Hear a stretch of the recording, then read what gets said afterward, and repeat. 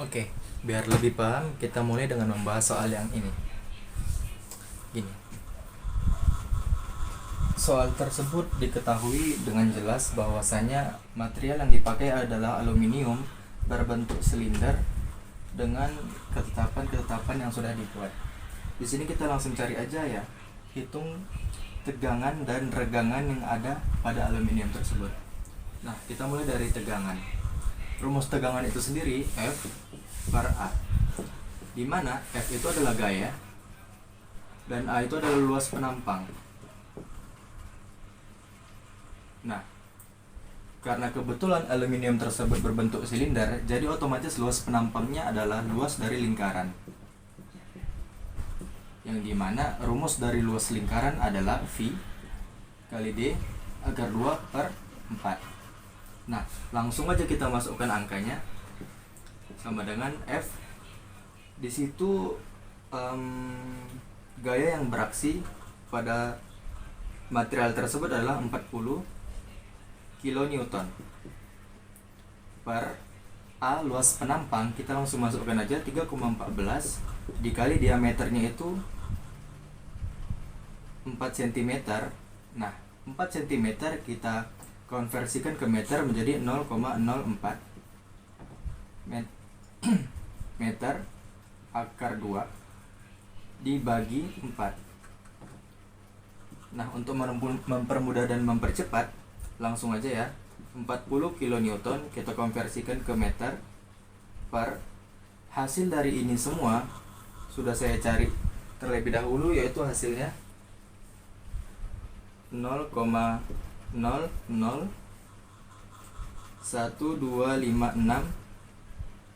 Pascal.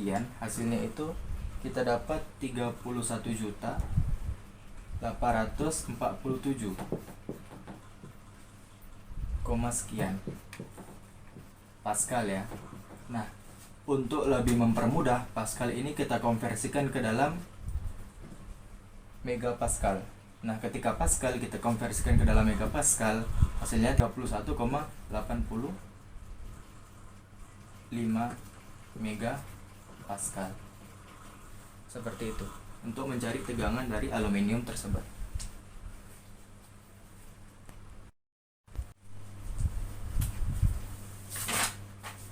Nah, sekarang kita lanjutkan untuk mencari regangan. Nah, regangan itu sendiri L0, yang dimana delta L adalah pertambahan panjang, sedangkan LO itu sama dengan panjang mula-mula.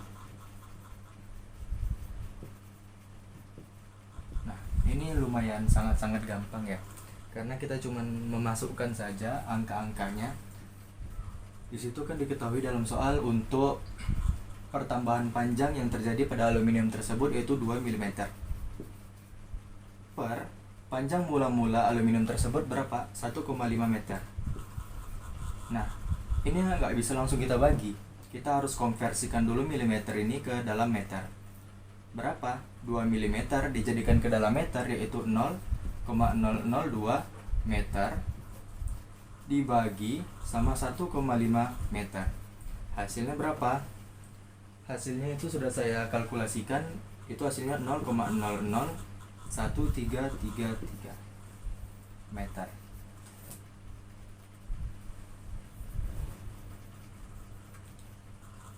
Nah, jadi untuk regangan dari aluminium tersebut hasilnya itu segini, 0,001333.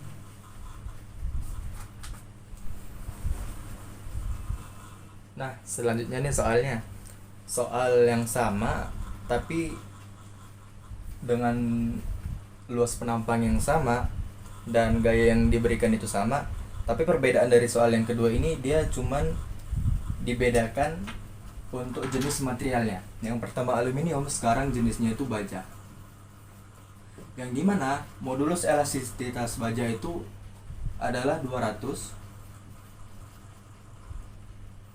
gigapascal. Kalau dikonversikan itu menjadi 200 dikali 10 akar 9 Pascal. Ini ya. Nah, jadi pertanyaannya di sini, pertambahan panjangnya itu berapa atau delta L-nya itu berapa? Nah, kalau kita misalnya review kembali pembelajaran fisika kita waktu SMA dulu, kita sudah belajar yang namanya hukum Hooke. Yang mana rumus dari hukum Hooke ini yaitu F dikali LO per luas penampang dikali sama modulus elastisitas yang tersedia di dalam material tersebut. Seperti ini ya, yang dimana sudah diketahui F adalah gaya yang dibebankan, LO adalah adalah panjang awal, A adalah luas penampang, dan E adalah modulus elastisitas yang tertera dalam soal. Nah, ini langsung dimasukkan saja. Yang dimana F-nya itu tetap 40 kN, atau langsung kita konversikan menjadi 40.000. Dan LO atau panjang mula-mulanya yaitu 1,5 meter per.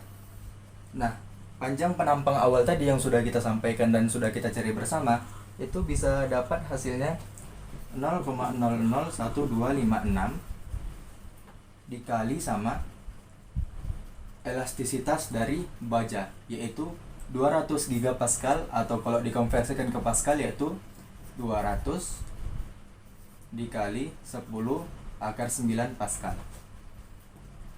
Nah, ini langsung dicari aja delta L ya. Ini langsung dicari aja. Itu dapat hasilnya 60.000 yang atas, sedangkan yang bawah hasilnya itu bisa dapat 2,512 0,0000. Nah, hasilnya udah bisa dapat segini. Untuk ini dikali ini hasilnya ini dikali ini hasilnya ini. Nah, ketika 60.000 dibagi dengan angka di bawah ini 123.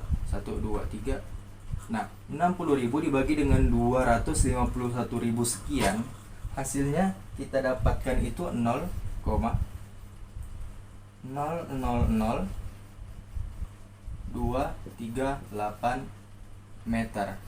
Atau kalau kita mau konversikan lagi ke milimeter biar lebih jelas dan lebih presisi angkanya, kita bisa dapat 0,238 mm.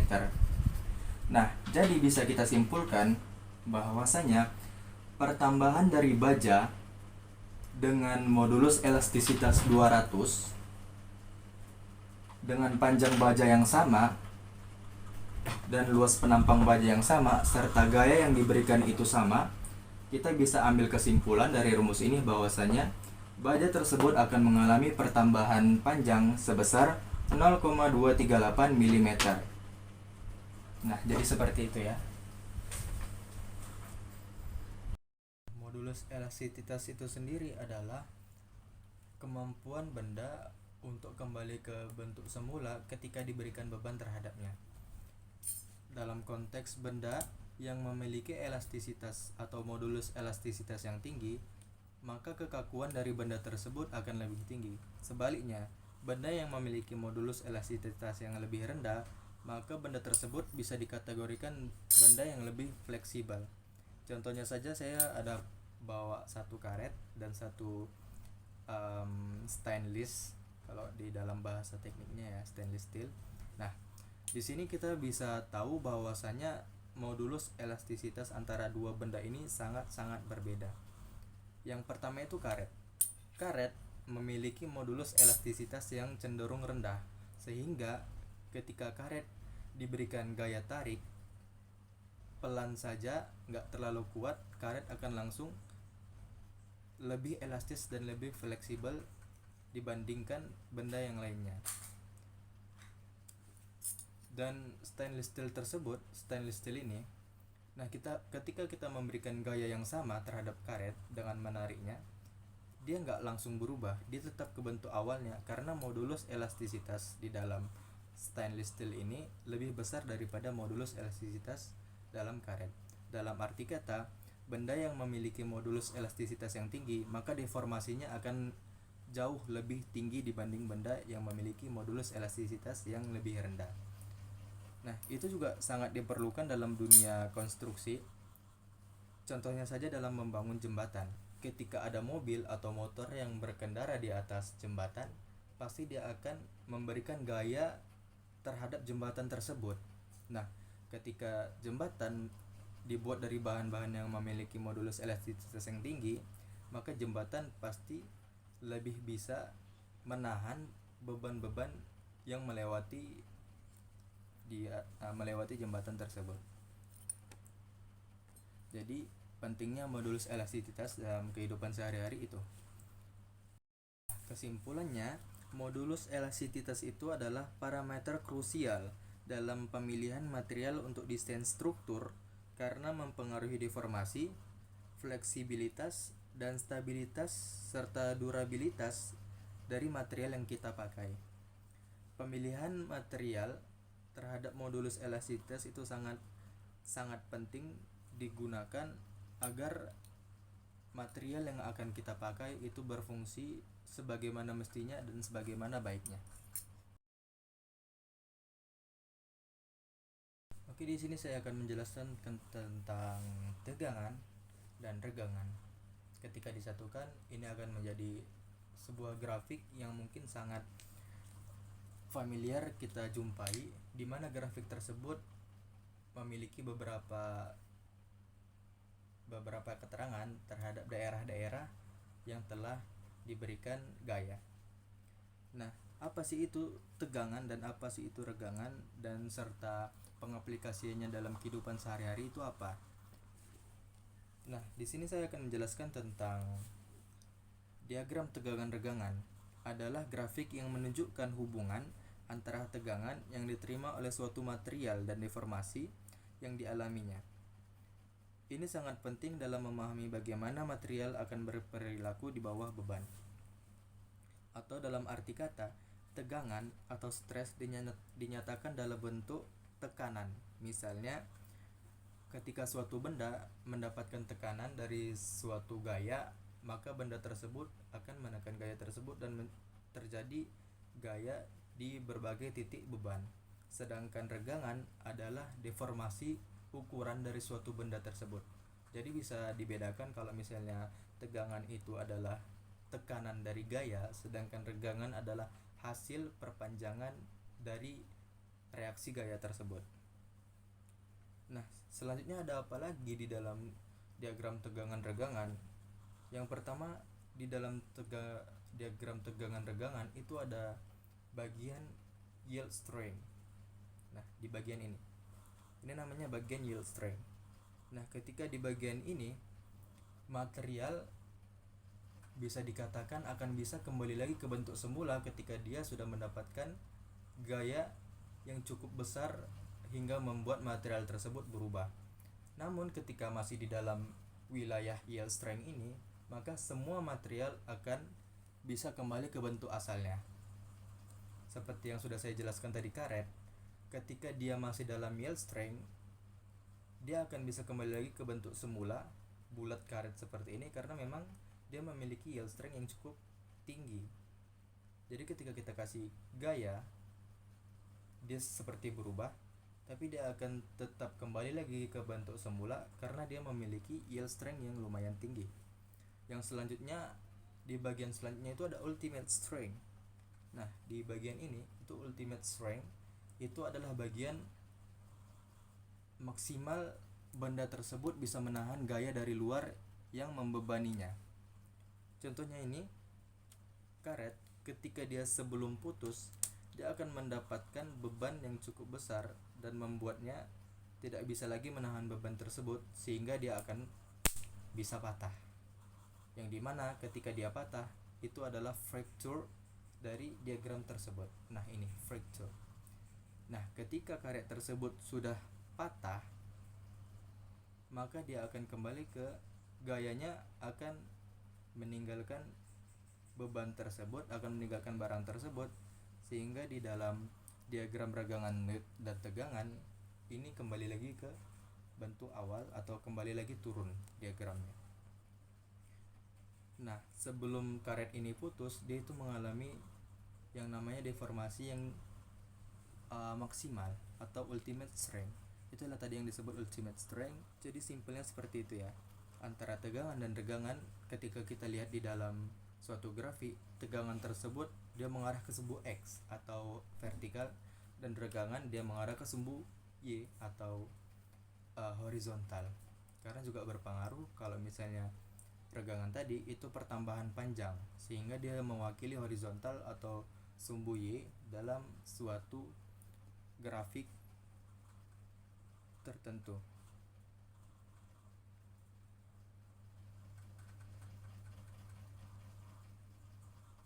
Nah, selanjutnya apa?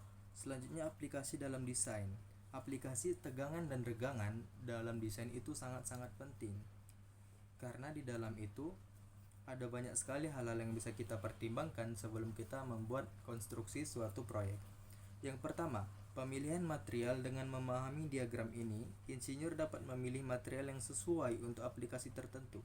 Misalnya, material yang perlu tahan beban tinggi tanpa deformasi permanen akan dipilih berdasarkan zona elastisitas. Seperti yang saya sudah jelaskan, bahwa jembatan itu dia bisa memopong atau bisa menahan beban yang pulak balik melewati dia.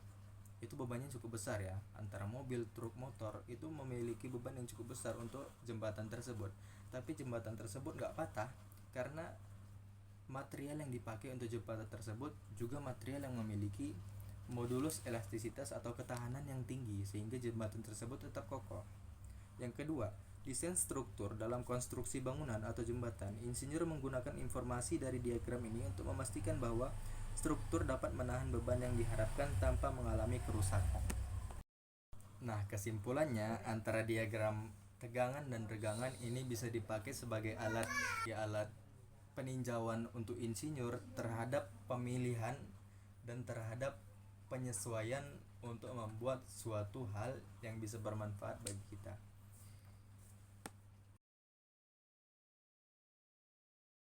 Selanjutnya saya akan menjelaskan tentang MIL test sertifikat atau sertifikat dari material.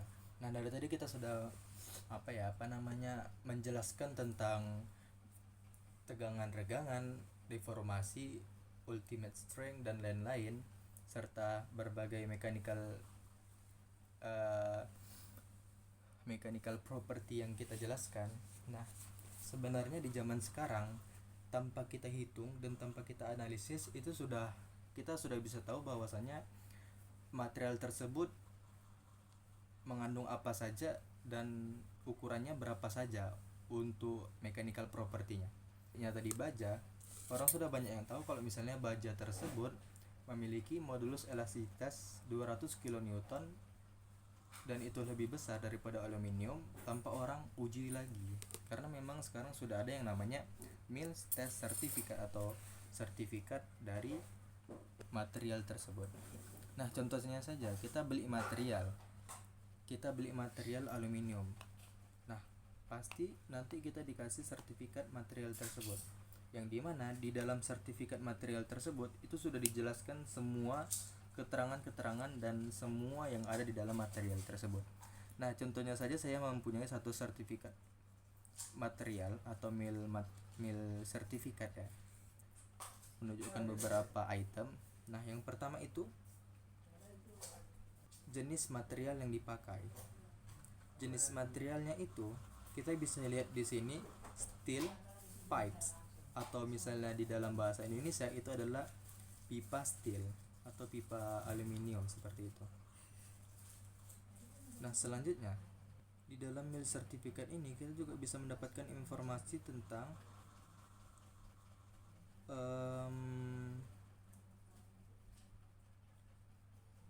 size, atau bisa disebut itu namanya ukuran dari material tersebut dalam milimeter. Di sini ya sudah nampak 48,3 dikali 3,2 sekian.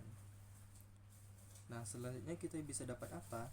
Kita bisa dapat informasi tentang banyak ya. Di sini informasinya ada head number, ada surface appearance, ada shape atau ukuran atau bentuk.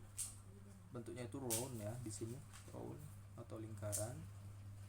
Nah, ada juga kita bisa mendapatkan weight atau ketebalan dari material tersebut. Dan di sini kita juga bisa dapat full chemistry-nya atau kandungan-kandungan kimia apa saja yang terdapat di dalam material yang sudah kita beli tadi. Contohnya nih,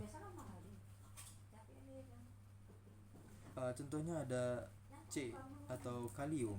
Di sini 0,16%, berarti di dalam material tersebut terkandung 0,16% kalium dari beberapa kandungan yang terdapat di dalam material tersebut. Nah, selanjutnya ada apa? Selanjutnya ini yang paling terpenting, yaitu mechanical properties yang dari tadi kita bahas. Nah, di sertifikat ini pasti ada mechanical propertiesnya. Mechanical properties yang selama ini kita dapatkan. Mechanical propertiesnya apa? Yang pertama itu ada yield strength N per Nm pangkat 2 ya, 343. Yang kedua itu ada apa? Tensile strength yang dari tadi kita bahas. Yang ketiga ada elongation. Dan yang terakhir yaitu bend test result, atau dalam arti kata bahwa material tersebut sudah dites bending atau dites bengkok dan itu hasilnya oke. Seperti itu. Mungkin hanya ini saja yang bisa saya sampaikan. Lebih dan kurangnya saya mohon maaf. Assalamualaikum warahmatullahi wabarakatuh.